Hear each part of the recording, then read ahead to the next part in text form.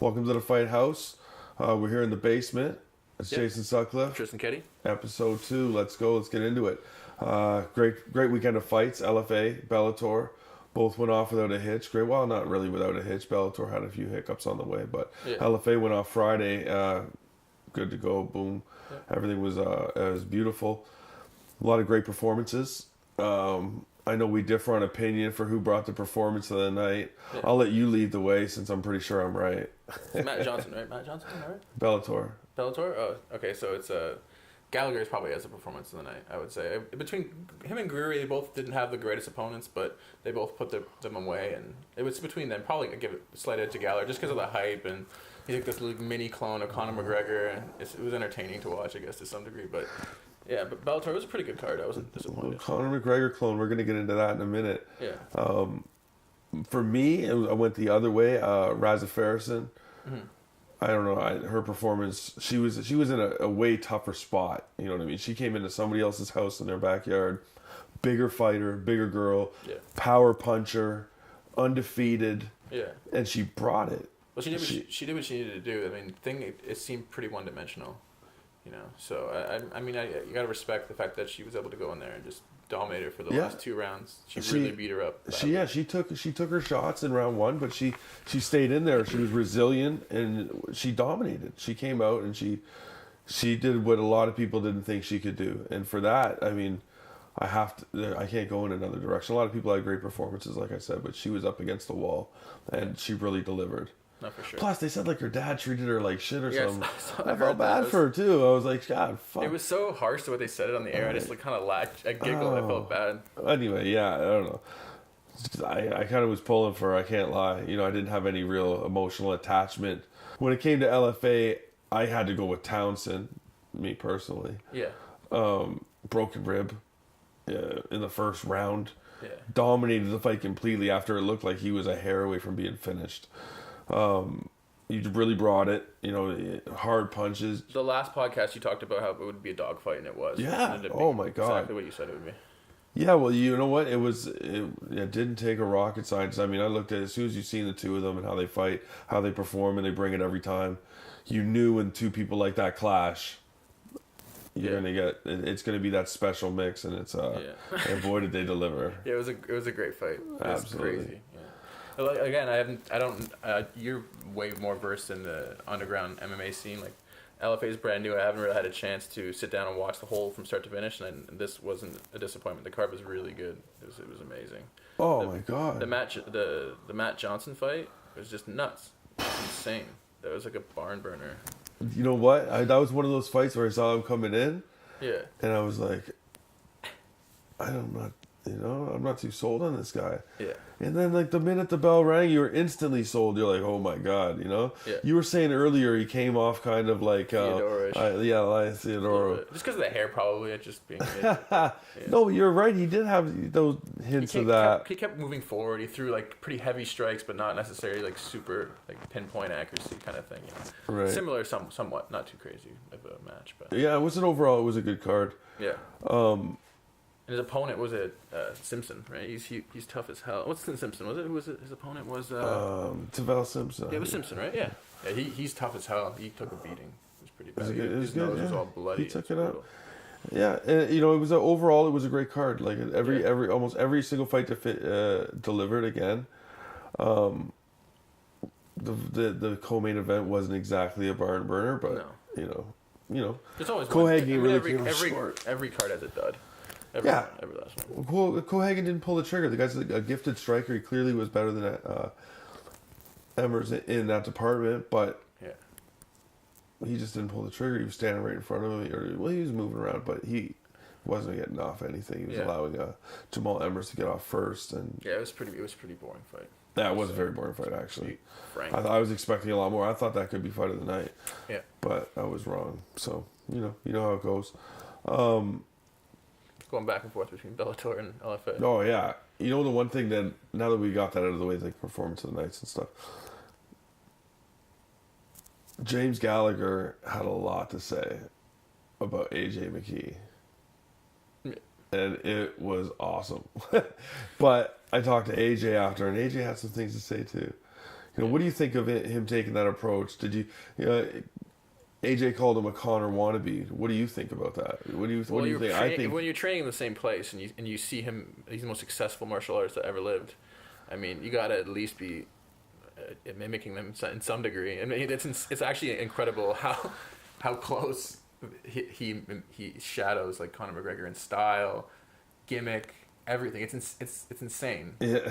But the thing is, like, I would normally call it out and be like, oh, like they're just trying to find a guy like that. But no, he's talented. He's a good fighter. Oh yeah, he's got game. He's a polar opposite. We were talking about this before with the SPG people. They seem to specialize in one specific area, and then they kind of lack in a couple other areas that surround it. Yeah. Like his striking isn't super sharp. Yeah. But his ground game's ace. So his distancing in the fight were good. It wasn't quite not as sharp as like some of the better strikers, but he was able to maintain distance and then pop when he had a chance.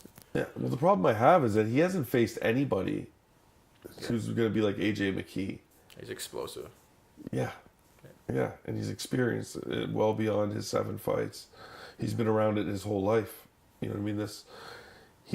He meant it when he said that he eats, sleeps, and breathes this. He said that's the difference between him and Gallagher, is that he eats, sleeps, and breathes this life. Yeah. And he just doesn't think Gallagher's real.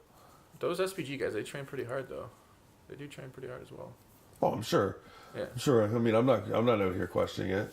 Yeah. I'm just. But there's no doubt that McKee's a beast. He's for sure. Yeah, that's a fight I'm really looking forward to. More so, I mean, we've all seen like the big fights they put on, like even Son and Ortiz. Like, really. I guess. I mean, I was in. I watched. The only other big fight for me would be the Daly McDonald fight, or also there's the Rampage, and we'll get into that later. But the Paul Daly fight is going to be a good fight. You have Rory. Yeah. Yeah. Yeah, I believe that. Yeah, definitely. I think Rory's going to be longer. He's going to use that front kick to the body to keep him at distance. You can't count Daly out. I mean, he's very good at what he does, but I think Rory's better all around. I could see him scoring a takedown. Not that I think he would try for one necessarily, but I could see him implementing that. Yeah. So, I know you feel a little differently though. I'm not. The thing is, it's just like I think Rory's coming in a weird place where he's made this transition for basically just like in his career where he couldn't win the title. Now he's moving somewhere else, so he's on a downward trajectory. Not much. He's still one of the best in the world for sure, top 3 for sure. Yeah. But at the same time, he's in a downward trajectory, and I think Paul Daly, he's been going around kickboxing, doing all this crazy shit. Now he seems like he's been on a streak and he's doing pretty well. So that knockout was for sure. I don't think it's going to be dethroned for knockout of the year. It came in early, but. That was nuts, man. Yeah, it was pretty crazy. Yeah, he made Brennan Ward look like really bad. It was Brennan Ward, right? Yeah. Brennan Ward, yeah. He made him. Yeah, it was perfectly timed. It was one of those ones that was perfectly thrown. The technique was perfect, and it was just perfectly timed. Like Rory is a great fighter, but he doesn't have that. I don't think he has that. That's a difference. So maybe Roy would be able to just like stifle him and maybe just wrestle him down and beat him up. But at the same time, I think if they stand on their feet, I mean, Daly has a good shot at it. Yeah, you know what? Daly's great at what he does, so you can't ever count Paul Daly out of a fight. Yeah, that's what I mean. For sure, it's just not being accurate in assessing the situation. Yeah, he can win any fight. Yeah, as long if he can land, he can win. Exactly. So, yeah, I agree with you 100%. One fight I'm really looking forward to is the World Series of Fighting 35, Andre Harrison versus Lance Palmer. Yeah, World Series of Fighting's in a rough spot right now. If we look at what's going on there, they have no bantamweight champ. They lost David Branch, 2-division champ. We talked about this last week a little bit. Yeah. Went on a little rant there. It was a good one. Yeah, it's all the vacant belts potentially. It was crazy. It was crazy. Yeah. We're talking about 2 champions in a whole promotion. But that being said, it leaves room for a lot of opportunity. Yeah. They need that next big person. So it's a big opportunity for a guy like Andre Harrison. I've talked to him. He's super psyched about it. Nice. But yeah, this is like one of those like perfect time, perfect place. Yeah. He just joined the promotion. One fight happened to go really well for him in New York on New Year's Eve. And now he's in a position where, he's been a champion everywhere he's been. So, What are we looking at here? We can talk about King Mo maybe a little bit. King Mo. Oh, you wanted to talk about that? Well, I think it's funny. You gotta talk about it. Hey, I like how you did that too. Yeah, well, we could talk about little King Mo. Like, no, dude. When I was saying to you last week, I don't know if it was in the episode or not, but I was saying I think it's before. I think Rampage has been going his whole life bullying people. He's not a mean-spirited person, but I think he's been a bully, an alpha male his whole life. And now that he's out of shape and he has no comeback for it, he knows that he is out of shape. He has to. He's not a stupid man, like a stupid guy. He's not like a bullshitter. He's a bully, but now he knows he's out of shape, and it looks like just destroying his soul every time King Mo like jabs at him with something. I think the guy's just at that point where he's not chasing a belt. Like they're sanctioning a fight knowing that they're going to be out of shape. Oh my they're not God. challenging them to be other athletes to be in like fighting shape. Bellator's always put on some of that weird shit. Yeah. You know what I mean? Like, Dada, we were talking about this before. Yeah. Dada 5000 and Kimbo, like God rest his soul. I'm not trying to say nothing bad about Kimbo, but he got stood up in the full mount. Yeah, that's real shit. He got stood up in the full mount because he was doing nothing. Yeah, Dada 5000 fell over, and he didn't even get hit. He had kidney failure. This guy, yeah, or whatever the hell it was. And I mean, and people were tuning in left, right, and center to watch. I know it was one of the highest. Ridiculous. Yeah. It wasn't even like it was honestly. That's awful. That was the same night when Hoist Gracie kicked Ken Shamrock in the nuts. That's terrible. You know what the worst part of it was? It wasn't even the kick in the nuts. Is that you saw Ken's. Something. I have to check that if that is the same night. I think it is. It is. When you saw Ken just break emotionally when he realized that they were hoisting Royce's head for this, like this was his moment. He's like, I waited 20 years. Like I'm getting my revenge, right? It was awful. Like I had the opportunity to interview Ken, and it was like he said it meant a lot. Now, who knows if that was just him telling me whatever, right? Yeah. Maybe not. Maybe he was being completely authentic. It was, it was a great interview. Yeah. But he got kicked in the nuts, and it was over. like, try to imagine. Try to put yourself in Ken's shoes here. Try to imagine that your foe, the guy you've been wanting to fight for 20 years who beat you, and you're like, I need to get that back. Like, that's the one guy. Like, it was the moment in my career that I was going to go either to greatness. Like, I was going to be the Hoist Gracie. You know horrible. what I mean? I felt really bad. I don't really like Ken Shamrock that much. But, like, I don't... Yeah, he was a great fighter, I guess, whatever. But it was really upsetting to see, like, him end on, like, the lowest note humanly possible. It just killed me that 20... It was like, I felt bad. I was like, fuck. In 20 years, you would... hope that you could at least go around, get that round. There'll be another one. They'll probably put it on again. Do you know that they're about to do Strauss and Freire 4? Wow. 4. I love it. Yeah, well, go to war. They gotta put you know what it reminds me of? Like the Arlovsky, Tim Sylvia days. That was awesome. Those guys fought each other like every 6 months. Man, the one thing about Tim Sylvia, people like talk trash him, but he hit hard, man. He hit hard. He's a big guy. He hit hard as almost anybody in the heavyweight division. He really did. He did these awkward like hooks. Just, if you got hit by one of them, you're going down. Yeah, he was a big man. He was way ahead of his time in that context. Yeah.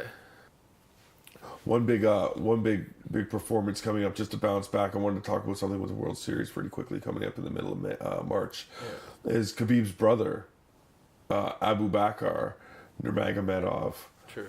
They're not blood, right? They're like he's adopted like, or something. Yeah, he's adopted. What I mean, full brothers. Like they treat each other as brothers. Yeah. Studying, going to wars 13-1. Fighting bears. Fighting bears. See the cubs, man. They're just little cubs. Yeah, I'm sure. You'd probably get destroyed by a cub. I would definitely get destroyed by a cub. That'd be terrifying. Are they declawed? I don't understand. But anyway, it's beside the point. It's gonna be a good fight. Oh, it's gonna be a great fight. I expect that he's probably got a title by the end of the year. I enjoy watching those guys perform.